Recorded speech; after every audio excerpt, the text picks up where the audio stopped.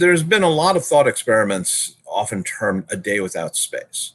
And that would, if you think about an average person's day, your commute, you don't probably need GPS to know how to get to your office, but part of knowing whether or not there's traffic along the way is all of the people who are using satellites, based GPS to tell whether their car is moving or not, or at least whether telling Google whether or not, or Waze, whether or not their car is moving or not.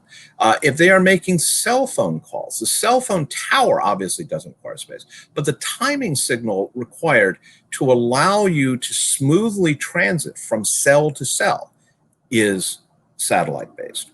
If you get gas, you're going to use, in all likelihood, the credit card slot at the gas pump, which communicates in part by satellite.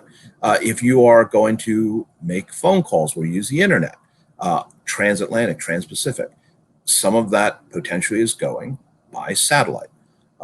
If you are going to be checking the weather, that is going to involve satellites. If you are waiting a package, how does UPS or the US Postal Service know where your package is?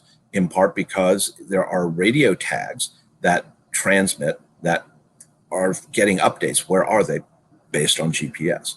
So all sorts of aspects of your life, somewhere along the line, touch space. And that's without getting into the second order effects of which plastics were developed for the space program. Space is about information.